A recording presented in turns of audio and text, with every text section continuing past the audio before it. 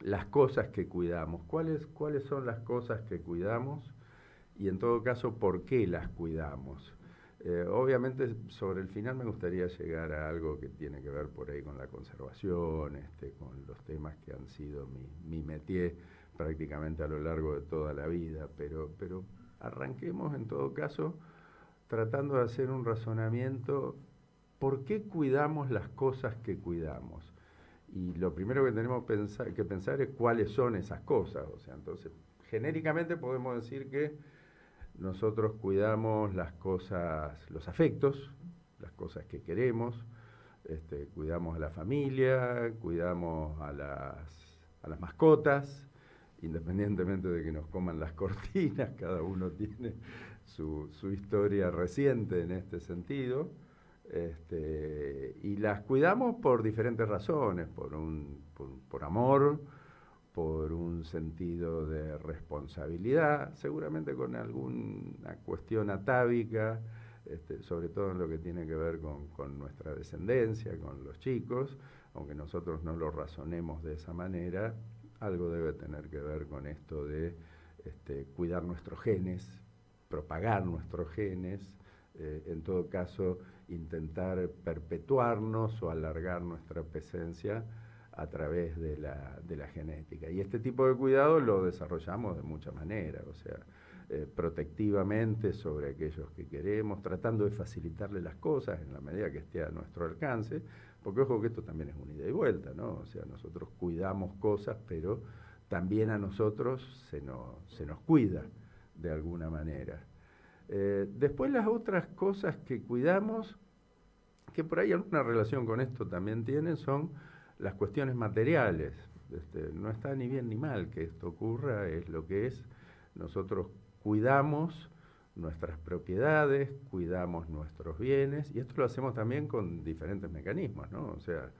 para eso están los bancos, las cajas de seguridad,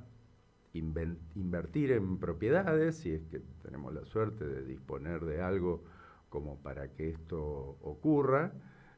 pero sí tenemos una actitud absolutamente protectiva para con estos temas. Lo vemos permanentemente, cada uno lo hace a su manera, pero incluso esto se ve reflejado ante desgracias y catástrofes terribles que ponen en riesgo la vida de las personas que tienen que eventualmente evacuar determinados lugares por su seguridad y la de los suyos, y a pesar del riesgo y a pesar de ese peligro inminente, hay muchos que deciden quedarse en ese lugar para cuidar sus propiedades, aquello que sienten que es lo que pudieron construir y qué es lo que tienen, y en todo caso que es algo que querrían que otros tengan cuando ellos ya no estén.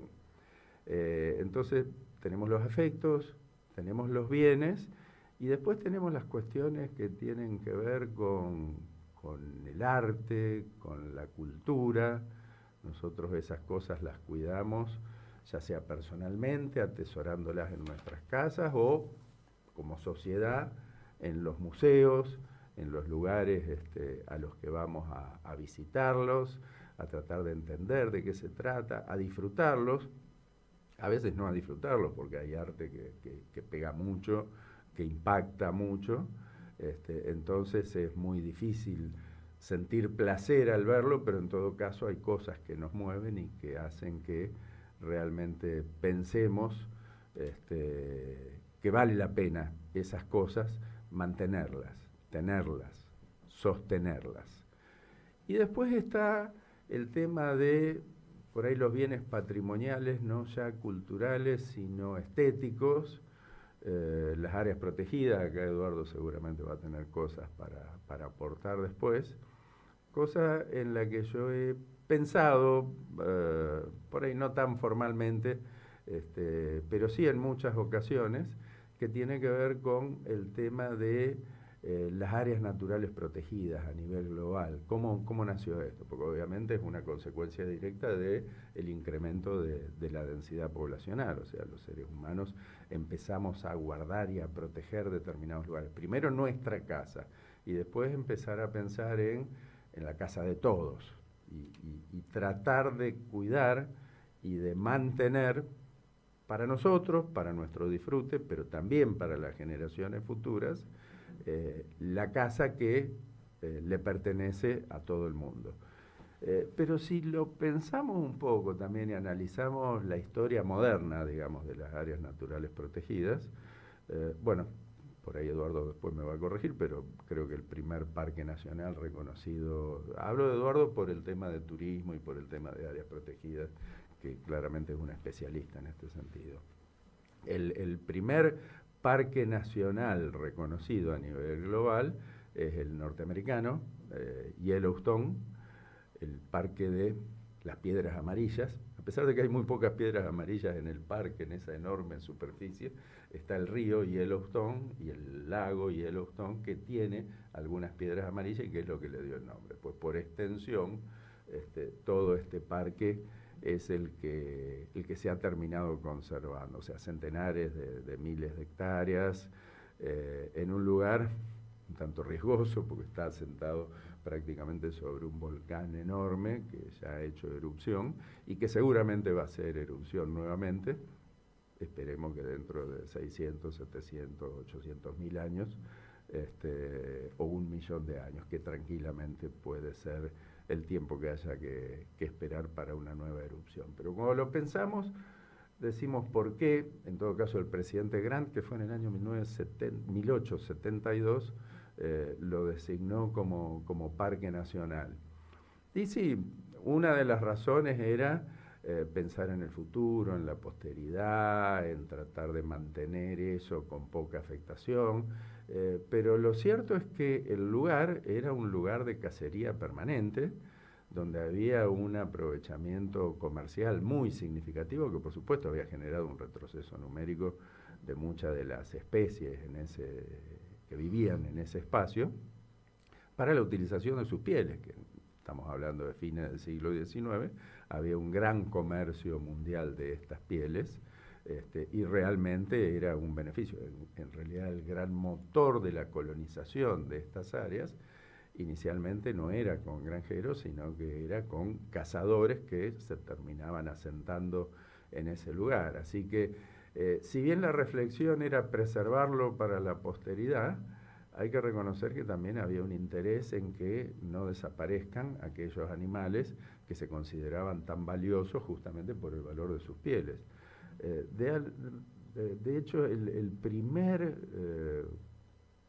administrador o intendente del Parque Nacional Yellowstone no fue designado inmediatamente en 1872, fue creo que del 75, del 76, era un tal Norris, si no me equivoco, un nombre un tanto extraño, Cassius o algo por el estilo, Norris, y no solo era un cazador, sino que era un gran defensor de la actividad de la caza. O sea, se designa el parque para proteger toda el área y en la práctica, en ese lugar, se seguía cazando y se sostuvo esta actividad en tanto él fue el intendente del parque o el director del parque por varios años, hasta mediados de la década del 80 del siglo XIX, la cacería seguía siendo una actividad habitual en el Parque Yellowstone. Por lo tanto, la motivación, si bien era la conservación a perpetuidad en este lugar, el incentivo inicial tenía que ver con el tema del uso, con el tema del aprovechamiento, con el tema del valor de las pieles. Y si nos vamos para el lado de África, el primer parque nacional en África reconocido como tal y segundo parque nacional del mundo es el Parque Kruger, que está en Sudáfrica, en el límite con Mozambique y con Zimbabue, una enorme superficie, que en un principio fue designado Parque Nacional porque los europeos, que obviamente ya dominaban, esto fue fines del siglo XIX, principios del siglo XX, estaban por supuesto muy preocupados por el retroceso numérico de las especies que a ellos les gustaba cazar. Entonces, la principal motivación para generar esta área natural protegida era que no desaparezcan las especies a las que a ellos les interesaba tirarle. O sea, funcionó exactamente de esta manera, lo mismo que en la provincia de Natal, también en Sudáfrica, el Impa-Infolosi,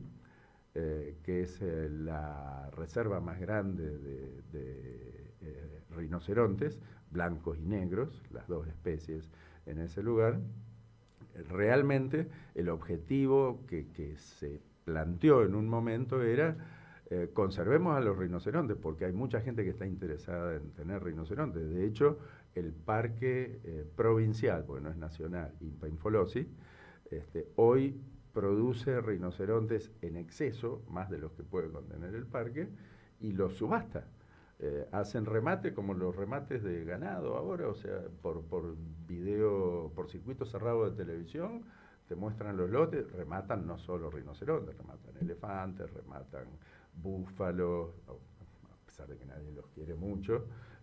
muchos impalas también, los cerdos salvajes. Entonces arman una especie de lotes y se arma un remate. Antes era anual, ahora lo hacen cada 6 meses, y hay gente que ofrece dinero para llevarse esos animales. En muchos casos, estos animales van a parques para hacer safaris turísticos, para que la gente los pueda ver y sacarse fotos y todo eso. Pero hay algunos casos en que compran los rinocerontes, por ejemplo, para los game parks, o sea, para cazarlos en otro lugar. Pues son animales que tienen los permisos, sobre todo si es que este tipo de intercambio y este tipo de comercio, en todo caso, se hace dentro de los límites de Sudáfrica. Es, por supuesto, mucho más complicado conseguir un permiso de exportación si es que uno quiere enviarlos a otro lugar. De hecho, estuvimos con Alba y con otros amigos ahí en esa reserva. Impresionante la infraestructura que tienen. Por ahí recuerda un poco a Jurassic Park en algunas cosas, porque obviamente el tamaño de los lugares que tienen, no para reproducción, porque en realidad la reproducción se hace en la naturaleza, sino para los encierros. De hecho, ahí nació el Rhino Project, Proyecto Rinoceronte, en la década del 60 del siglo XX, con esas imágenes que algunos por ahí habrán visto en algún viejo documental, con los helicópteros. Ahí se probaron los primeros dardos anestésicos para trabajar con estos animales, y realmente se hizo un trabajo muy, pero muy serio, pero también muy intervencionista sobre la población silvestre. Uno recorre el parque y la situación en el parque es perfecta, paradisíaca, pero los excedentes se canalizan de alguna manera. Y otra vez volvemos, esto era conservar para la posteridad, y no, porque hay también otras cuestiones que tienen que ver con que el parque tiene empleados, hay combustible, hay vehículos, hay que sostenerlo, hay que generar algún tipo de recurso. Entonces también nos encontramos con que no solo es una cuestión del Estado para el futuro, para que esto se preserve, para solaz y esparcimiento de la humanidad, sino que también hay una motivación o un fundamento que tiene que ver con algún tipo de aprovechamiento. Más, si lo miramos acá, vamos a quedar otra vez con el Perito Moreno, y dale, con pernía. Pero cuando nosotros analizamos lo que es el primer parque nacional en la Argentina, Nahuel Huapi, bueno, en aquella época era Parque Nacional del Sur, Eduardo seguramente lo tiene mucho más claro todo esto, se origina en el año 1902, que fue a partir de identificando la donación como el origen, ¿no? El perito Moreno, perito Francisco P. Moreno, que hay muchos que piensan que es perito y en realidad es Pascasio, o sea, Francisco Pascasio Moreno, recibió un reconocimiento de 25 leguas, es lo que le había dado el gobierno, 25 leguas cuadradas, creo que se mide de esa manera, y él decidió donar 3, o sea, son 7.500 hectáreas, fue la donación que hizo, justamente en lo que es el núcleo del lago Nahuel Huapi. A partir de ahí se terminó generando este parque enorme. Como Parque Nacional Nahuel Huapi creo que es del 34, junto con Iguazú, son los dos parques nacionales que constituyen los primeros parques nacionales de Argentina y la administración de parques nacionales a partir de la ley que lo crea. Y ahí tenemos también el Parque Iguazú, que en realidad había intenciones de que sea parque, diría que desde antes que Nahuel Huapi, porque don Carlos Tais, que ahora tiene un nieto que está trabajando en la ciudad de Buenos Aires, también un paisajista, don Carlos Tais, un paisajista de aquella época, había hecho un relevamiento en Iguazú y propuso la creación de un parque nacional, de un área de reserva muy, muy grande en ese lugar. Y una de las cosas que en principio me quedó clara es que se demoró bastante más en el tema de Iguazú, porque nadie ponía la tierra. O sea, Nahuel Huapi, ¿por qué se termina creando? Y porque hubo un tipo, don Francisco Moreno, que por lo menos puso 7.500 hectáreas y dijo, esto es para que lo hagan. Entonces, a partir de ahí se empezó a disparar. Pero, otra vez, la cuestión estética, la cuestión de la valoración de esto, la cuestión de pensar en las generaciones futuras y que esto nos interesa conservarlo, y avanzamos por este lado, si pensamos estratégicamente dónde están los dos primeros parques nacionales en Argentina, y bueno, justamente están en los dos lugares donde teníamos problemas limítrofes y había discusiones en ese momento. O sea, en la Patagonia con Chile y estábamos en la zona de, podríamos decir, la triple frontera, con algunas discusiones con Paraguay, no mucho después de lo que había sido la guerra de la Triple Alianza, y también con grandes discusiones con Brasil. Así que, de última, también esto plantea una cuestión estratégica que tiene que ver con la protección del territorio y no solo con la conservación de un área natural protegida a perpetuidad. Por supuesto, después, en beneficio de todos, se disparó la generación de diferentes áreas protegidas a nivel nacional, creando lo que es el sistema de parques nacionales en la República Argentina, luego replicado por algunas provincias, también generando diferentes áreas naturales en las provincias, en las cuales algunas hay que reconocer que funcionan, por supuesto que muchísimo mejor que otras. Mientras esto ocurre y elogiamos este tipo de actividades, tenemos una vicepresidenta que cuando le preguntan por parques nacionales, antes de asumir, dice, nosotros acá no vinimos a cuidar los conejitos en los bosques. Entonces empieza a preocupar un poco que todo eso que son las estrategias, las visiones de mediano y largo plazo que tienen que ver con la conservación, se pueden llegar a ver obturadas o anuladas por visiones absolutamente cortoplacistas, y fundamentalmente basadas en la ignorancia más supina. Y después, y no lo voy a desarrollar ahora porque si no Charlie se va a poner mucho más nervioso que de costumbre, está la cuestión que tiene que ver con las estrategias de uso sustentable para hacer conservación. O sea, nuevamente, y acá parafraseando a Graham, nosotros, ¿por qué conservamos los afectos? ¿Por qué conservamos el arte? ¿Por qué conservamos los activos? En todos los casos es porque le asignamos un valor. Nadie conserva aquello a lo que no le asigna un valor. Y las estrategias que tienen que ver con el uso sustentable, con el aprovechamiento de los recursos naturales, o sea, digamos, recursos fauna, pero también recursos flora, tiene que ver con que se le asigna una valoración, se le asigna un precio, si ustedes quieren, por llamarlo de una manera un tanto brutal, a algo que genera un incentivo para que quienes están en contacto con eso lo valoren y tengan el derecho también de aprovecharlo y de beneficiarse justamente a partir de la suerte o la desgracia de estar conviviendo con este tipo de elementos. El tema del uso sustentable en particular lo voy a dejar para otro editorial porque si no nos vamos a quedar sin tiempo. Sí me gustaría que vayamos pensando aquí en la mesa y usted si está del otro lado y tiene ganas de comunicarse con nosotros a través de nuestros canales, que obviamente no me voy a acordar el número, otra vez, 595 0465, el canal de YouTube de Autopercibidos,